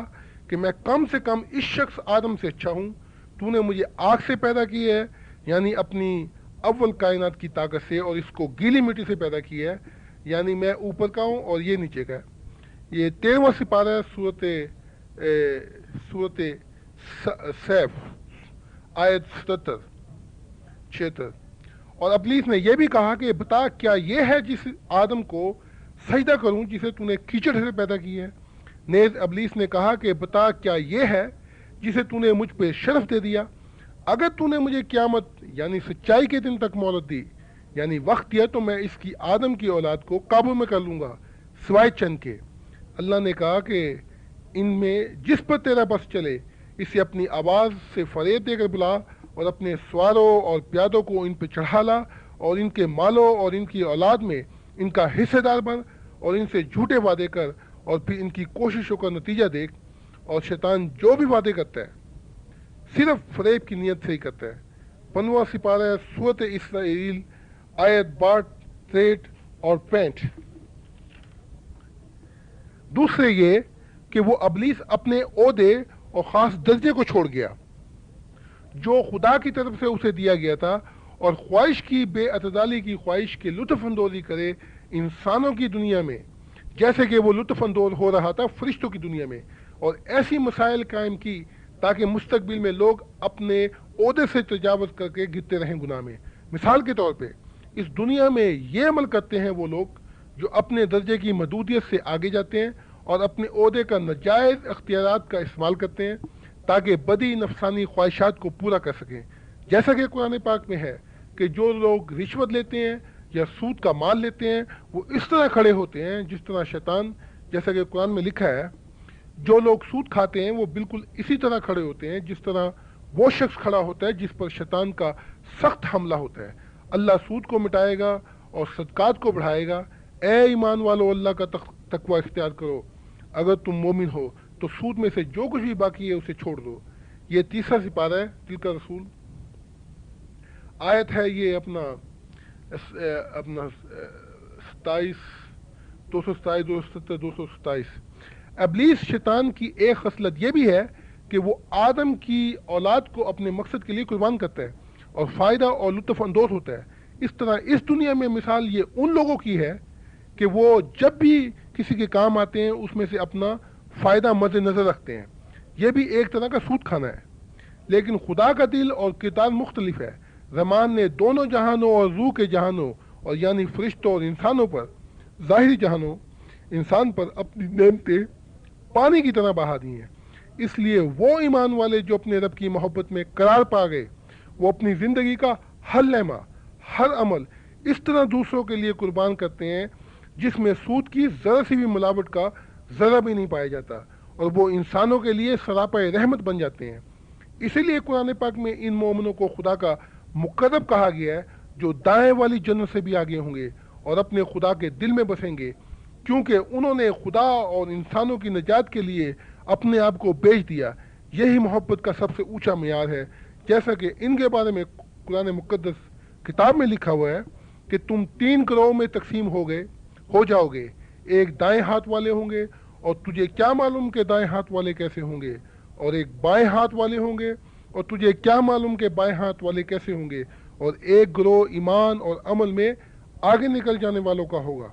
सो वो तो बहरहाल दूसरों से आगे ही रहेंगे, वो खुदा के मुकर्रब होंगे, नेमत वाली जन्नतों में होंगे। पहले ईमान लाने वालों में इनकी तादाद ज़्यादा होगी और बाद में ईमान लाने वालों में इनकी तादाद थोड़ी होगी। और वो दाएं वाले क्या है, वो बगैर कांटों की बेरियों में रहेंगे। ये 27वां सिपारा है सूरत वाक़िया, आयत 8, 9, 10, 11, 12, 13, 14, 15 और 28। यानी वहाँ पर सारे ऐसे ईमान वाले होंगे जो नेकी की फितरत पर होंगे, और ये मजमून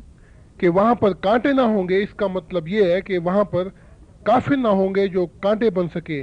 ईमान वालों के लिए। और ये मजमून के बाएं वाले क्या हैं,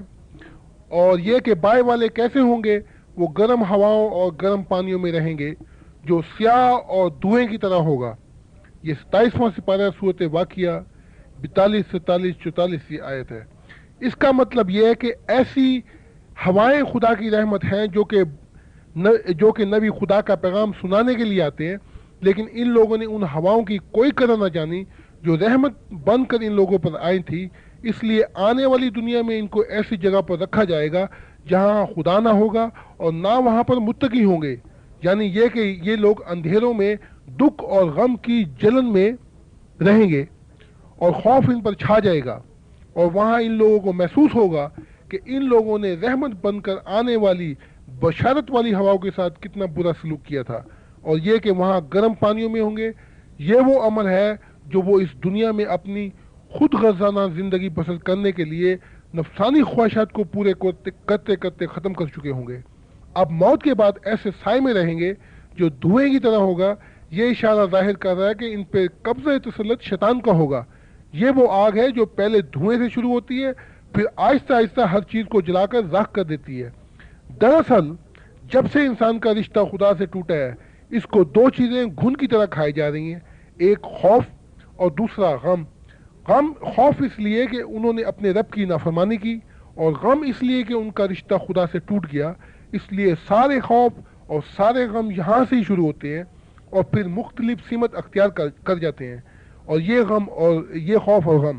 اس لیے دراصل یہ نشاندہی ہے دوزخ کی کہ آنے والی زندگی میں کھل کر یہ بات واضح ہو جائے گی کہ راحت اور لطف اور سکون اور قرار صرف اور صرف خدا کی ذات ہوگی، اور اس سچے دن سارا سرور آرام اور سب جزا خدائے رب کریم کی ذات ہوگی، اور اس دن سچی محبت کا انجام اور سچے امن کا اور سکون کا انجام بھی رب العالمین کی ذات ہوگی۔ تب وہ لوگ جن کا خدا سے کوئی تعلق نہ رہا تھا اور خدا کے ساتھ انجان بنے رہے، اس دن راحت یا عذاب، لذت یا درد، جو کچھ بھی آدم کی اولاد کو پیش آئے گا، اس کا اصل خدائے واحد کی ذات ہوگی۔ اور وہ لوگ جو صبر، ایمان اور عمل اور محبت سے خدا کی تلاش کرتے رہے تھے، اور صبر اور دعا کے ساتھ اپنے دل کی نگاہیں آسمان یعنی خدا کی طرف لگائے رہے، اور فروتنی اختیار کی کہ وہ اپنے رب سے ملنے والے ہیں، اور اپنے دل کو خدا کی محبت کے رنگ میں رنگین کر لیا تھا، ان پر انوار رحمت اس ذات کامل کے صاف اور آشکار طور پر نازل ہوں گے، اور خدا کی محبت ان کو اپنی سچی محبت کے سائے میں لے لے گی، اور ان کا نور جو صرف خدا سے ملتا ہے ان کو پورا دیا جائے گا، کیونکہ جس کے لیے خدا نور نہ بنائے اسے نور کہیں سے نہیں ملتا۔ اور وہاں پر خدا کی محبت والے خدا کی محبت کی لذت چکھ کر بار بار پکاریں گے کہ یہ دعا کریں گے کہ اے رحمان تو ہمارے نور کو مکمل کر دے۔ یہ اشارہ کامل انسان ہونے کی طرف ہے، کیونکہ آخر کار کامل انسان پاک صفاف شیشہ بن جائے گا جن میں خدا اپنا دیدار کر سکے۔ اور دل کی محبت کے کامل ہونے کے بھی کئی درجے ہیں، لیکن کامل انسان ازلی دمائی آگے بڑھتا رہے گا جب تک وہ ایک کامل خدا کے دل میں نہ جا بسے، اور وہاں کامل انسان اور خدا دونوں ایک دوسرے سے کامل قرار پا جائیں گے۔ لیکن جنہوں نے خدا کی باتوں یعنی خدا کی یاد دہانیوں اور خدا کی یاد سے اور خدا سے اندھو جیسا سلوک کیا تھا، ان کو بھی آنے والی زندگی میں ایسی جگہ ایسے حال میں کھڑا کیا جائے گا جہاں وہ اس لذت اور راحت سے محروم کر دیے جائیں گے۔ نمبر 3، تیسری بڑی صورت گناہ میں گری ہوئی یہ ہے کہ ابلیس نے الٹا دیے اصول قبضے تسلط کے۔ دراصل فرشتوں سے یہ توقع تھی کہ ان کو ہونا چاہیے تھا آدمی کے قبضے تسلط میں، لیکن اب ابلیس اور اس کے ساتھیوں نے قبضہ کر لیا ہوا پر اور الٹا دی درست ترتیب، اور ہوا سے توقع یہ تھی کہ اس کو ہونا چاہیے تھا آدم کے قبضے میں، لیکن اب ہوا نے قبضہ کر لیا آدم پر۔ اس الٹا دینے والے قبضے تسلط کا یہ نتیجہ نکلا کہ وہ خدائی قانون سے باہر گر گئے۔ اس طرح کی تمام غلط ترتیب نے شروع کی گناہ میں گری ہوئی دنیا کی ابتدا۔ یہ مثال ان لوگوں کی ہے اس دنیا میں جو ناجائز طریقے سے دوسروں کی چیزوں پہ قبضہ کر لیتے ہیں اور دوسروں کے حقوق ہضم کر جاتے ہیں، اور دوسروں کے مکانوں اور دوسروں کی زمینوں پہ قبضہ کر لیتے ہیں، اور ناجائز طریقے سے حکومتوں کے تختے الٹ دیتے ہیں، اور پھر طاقت کا غلط استعمال کرتے ہیں۔ یعنی یہ کہ سب گناہوں کی ابتدا وہاں سے شروع ہوتی ہے جہاں سے آدمی شیطان کے ساتھ گناہ میں گرا ہے۔ نمبر 4، چوتھی بڑی صورت گناہ کی یہ تھی کہ ابلیس نے گناہ کو زیادہ کر دیا۔ یہ اپنے گناہ دوسروں میں بھی کثیر التعداد سے کر دیے کہ دوسرے گناہ بھی اس کی طرح بدی کی خواہش کریں اور گناہ گار عمل کر کے دہرائیں۔ وہ یہ کہ ابلیس ہوا کے ساتھ اپنے گناہ کو ضرورت دی اور پھر آدم کو بھی ابھارا اپنے گناہ میں گرانے کے لیے۔ تب شیطان نے انسانی خاندان کو اپنی منشا کے لیے استعمال کیا اور اپنی غلط راہ پہ لگا لیا، جس کا نتیجہ آج بھی صاف ہے کہ گناہوں سے بھری دنیا میں بدکاری اور برائی بہت تیزی سے منتقل ہو جاتی ہے۔ لیکن اگر آدم اور ہوا گناہ میں نہ گرتے شیطان کے ساتھ اور اپنے رب کا ارمان پورا کر دیتے تو آج اچھائی اور نیکی بھی اسی تیزی سے منتقل ہو جاتی اس دنیا میں۔ لیکن شیطان نے اس ترتیب کو بھی الٹ دیا اور اس کو گناہ میں گری ہوئی خصلت بنا دیا۔ اگلا مضمون ہے کہ آزادی کیا ہے اصولوں کی روشنی کے پس منظر میں۔ جب ہم بات کرتے ہیں آزادی کی جو فطرتی طور پر اس کو دی گئی ہے خدا کی طرف سے، تب ہم فطرت کی روشنی میں یہ بھی دیکھتے ہیں کہ آزادی بھی ایک قطعی اصول ہے، یعنی کہ جہاں آزادی ہے مکمل طور پہ، وہاں آدمی پہ ذمہ داری بھی ہے کہ وہ اس آزادی کا غلط فائدہ نہیں اٹھائے گا۔ الفاظ جو آزادی کا ہے وہ اظہار کرتا ہے آزادانہ منشا کا اور آزادانہ عمل کا۔ چونکہ جہاں آزادانہ منشا نہیں ہے وہاں آزادانہ عمل بھی نہیں ہو سکتا، اس لیے آزادانہ منشا اور آزادانہ عمل ایک دوسرے سے مطابقت کا رشتہ ہے۔ اس لیے قدرتی طور پر جہاں آزادانہ مرضی نہیں ہے وہاں پہ آزادانہ عمل بھی نہیں ہو سکتا۔ اس لیے اگر آزادانہ مرضی کا استعمال نہ کیا جائے اور آزادانہ عمل کے ساتھ، تو اس کا نتیجہ یہ نکلے گا وہاں پر کہ وہ عمل بھی وہاں پہ کامل نہیں کھلا سکتا۔ اس لیے آزادانہ عمل آتا ہے وجود میں آزادانہ مرضی سے۔ اس لیے آدمی کو پیدا کیا گیا تھا کہ وہ اپنے آپ کو کامل انسان کی منزل پہ پہنچائے اپنی آزادانہ منشا کے ساتھ، کیونکہ یہ انسان کی ذمہ داری کا حصہ ہے کہ وہ اپنے آپ کو اہل ثابت کرے خدا کی کائنات کا، جو کہ خدا نے اسے برکت کے طور پہ دی تھی، خلافت اس کائنات کی، کہ وہ بارش بنے خدا کی کائنات کا۔ دوسرے آزادی کا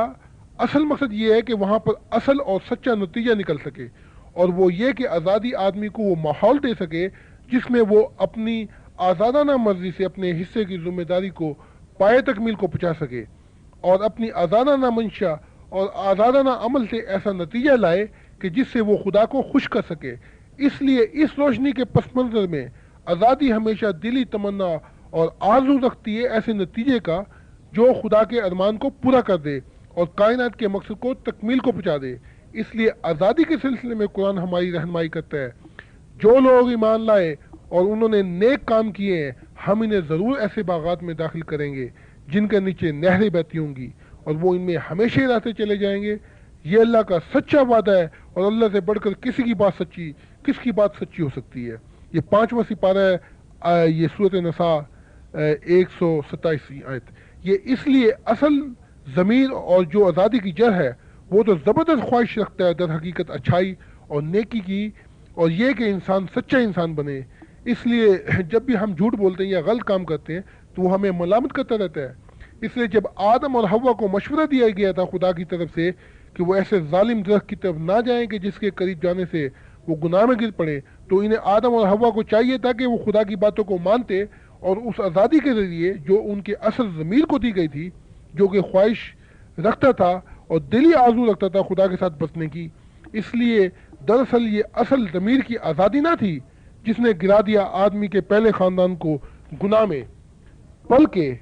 یہ طاقت تھی محبت کی جس نے غلط رخ اختیار کر لیا تھا۔ اس لیے گناہ میں گرنے کے بعد محبت ایک ایسا رخ اختیار کر گئی جسے ہم بدکاری کی محبت کہہ سکتے ہیں۔ تو پھر کیا گناہ میں گرنے کے بعد آدمی کی آزادی اس سے چھین لی گئی تھی؟ نہیں، بلکہ آج بھی آدمی کا اصل دماغ، جسے ہم اصل ضمیر کہتے ہیں، کام کر رہا ہے آدمی کے اندر کہ اسے واپس خدا کی طرف لے آئے۔ اس لیے گناہ میں گرنے کے باوجود آدمی کے ضمیر کی آزادی اس سے دلی تمنا رکھتی ہے کہ وہ گھر واپس آ جائے، ایسے گھر جو خدا کی یاد ہے اور جہاں اچھائی اور نیکی کی فطرت والا خدا اس کی راہ تکتا ہے۔ اس لیے مذہب کی تاریخ ہمیں ثبوت مہیا کرتی ہے کہ آدمی رفتہ رفتہ وقت کے ساتھ ساتھ آگے کی طرف بڑھ رہا ہے اپنے ضمیر کی اصل آزادی کی طرف، جو کہ وہ کھو چکا ہے مدت دراز سے شیطان کے باعث۔ اور جو وقت گزرتا جاتا ہے وہ پرجوش جدوجہد کر رہا ہے اس اصل آزادی، ضمیر کی آزادی کی طرف بڑھنے کی، حتیٰ کہ اپنی زندگی کو بھی خطرے میں ڈال کر وہ دلی خواہش رکھتا ہے کہ وہ اپنے ضمیر کی اصل آزادی کو پالے، تاکہ ایسا نتیجہ لا سکے جو خدا کے ارمان کو پورا کر دے۔ کہ جس مقصد کے لیے انسان کو پیدا کیا گیا تھا، اس لیے وہ اصل آزادی کا ضمیر کی جو راہ دکھاتی ہے خدا کی طرف، اس کے پانے کے لیے بہت سے حق کے طالب اپنی زندگیاں دے گئے، آخرکار اپنی جان دے دی جنت کی آزادی کے لیے، جن کے متعلق قرآن یہ کہتا ہے۔ اور بہت سے نبی ایسے گزرے ہیں جن کے ساتھ ہو کر حق کے بہت سے طالب لڑے، پھر نہ تو وہ اس تکلیف کی وجہ سے جو انہیں خدا کی راہ میں پہنچی تھی سست ہو گئے، اور نہ انہوں نے کمزوری دکھائی، اور نہ انہوں نے تزلزل اختیار کیا یعنی ہمت ہارے۔ اور اللہ صبر کرنے والوں سے محبت کرتا ہے، اور سوائے اس بات کے انہوں نے کچھ بھی نہ کہا کہ اے ہمارے رب، ہمارے قصور معاف کر، اور ہمارے اعمال میں ہماری زیادتیاں ہمیں معاف کر، اور ہمارے قدموں کو مضبوط کر دے، اور جو لوگ تیرا انکار کرنے والے ہیں ان کے خلاف ہماری مدد کر۔ اس پر اللہ نے انہیں دنیا کا بھی بدلہ دیا اور آخرت کا بدلہ بھی دیا، اور اللہ محسنوں سے محبت کرنے والا ہے۔ یہ چوتھا سپارہ آل عمران آیت 147، 48، 39۔ اور یہ کہ صبر اور دعا سے اللہ سے مدد مانگو، بے شک فروتنی کرنے والوں کے سوا یہ امر مشکل ہے، وہ فروتن جو اس بات پر کامل یقین رکھتے ہیں کہ وہ ایک دن اپنے رب سے ملنے والے ہیں، اور اس بات پر بھی کہ وہ اس کی طرف لوٹائے جانے والے ہیں۔ یہ الف لام 146 آیت اور 147 ہے۔ آدمی آج بھی گناہ میں گرنے کے باعث بن گیا ہے ناواقف خدا کے دل سے۔ آج اکثریت میں انسان ایسی زندگی گزار رہے ہیں جو شرمناک رسوائی کی زندگی ہے، جو اندھیروں کی زندگی ہے۔ آج آدمی ایسی زندگی گزار رہا ہے جس کے ساتھ یقیناً خدا خوشی کا اظہار نہیں کر سکتا، لیکن مذہب کی زندگی گزارنے والے وہ لوگ ہیں جو وقت کے ساتھ ساتھ دل کے پرجوش جذبے سے سرگردہ ہیں اس منزل کی طرف جو ضمیر کی اعلیٰ منزل ہے، جو کہ نفس مطمئنہ ہے۔ آخر نفس مطمئنہ کیا ہے؟ نفس مطمئنہ وہ ہے جو ہماری رہنمائی کرتا ہے کائنات کے مقصد کی طرف، اور وہ یہ کہ انسان کو دوبارہ ملا دے خدا سے اس کی اصل حالت میں۔ اس لیے نفس مطمئنہ کی یہ خواہش پورے عروج پر حقیقت پا گئی ہے کہ وہ زندگی بسر کرے خدا کے ساتھ، تاکہ خدا کے بہت بڑے ارمان کو پورا کر دے۔ اس لیے جو لوگ نفس مطمئنہ کی طرف گامزن ہیں ان کے متعلق قرآن ہمیں یوں کہتا ہے کہ اے ہمارے رب، ہم نے یقیناً ایک پکارنے والے کی آواز کو جو ایمان کے لیے بلاتا ہے کہ اپنے رب پر ایمان لاؤ سنی ہے، بس ہم ایمان لے آئے ہیں۔ اس لیے اے ہمارے رب، تو ہمارے قصور معاف کر اور ہماری بدیاں ہم سے مٹا دے، اور ہمیں نیکوں کے ساتھ ملا کر وفات دے، اور اے ہمارے رب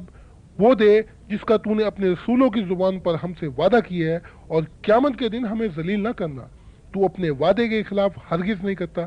چنانچہ ان کے رب نے ان کی دعا سن لی کہ میں تم میں سے کسی عمل کرنے والے کے عمل کو، خواہ مرد ہو یا عورت ہو، ضائع نہیں کروں گا۔ تم ایک دوسرے سے تعلق رکھنے والے ہو، پس جنہوں نے ہجرت کی اور انہیں ان کے گھر سے نکالا گیا اور میری راہ میں تکلیف دی گئی اور وہ مارے گئے، میں ان کی بدیوں کو ان سے یقیناً مٹا ڈالوں گا، اور میں یقیناً انہیں ایسے باغوں میں داخل کروں گا جس کے نیچے نہریں بہتی ہوں گی۔ یہ اللہ کی طرف سے بدلے کے طور پر ملے گا، اور اللہ تو وہ ذات ہے جس کے پاس بہترین اجر ہے اور بہترین جزا ہے۔ یہ چوتھا سپارہ ہے سورۃ آل عمران آیت 146، 144، 145، 146۔ آخری بات جو ہے وہ یہ ہے کہ آخر کیوں خدا نے مداخلت نہ کی،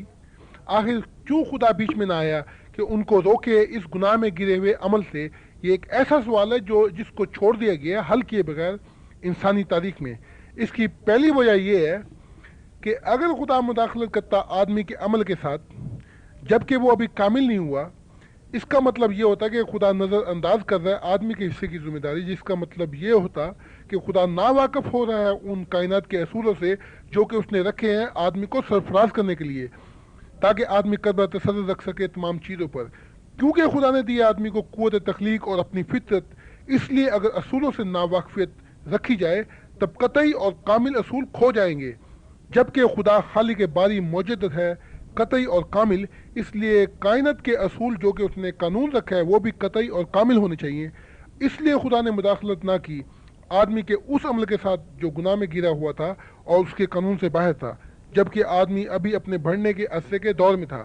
اس لیے خدا مداخلت نہ کر سکا۔ کیوں؟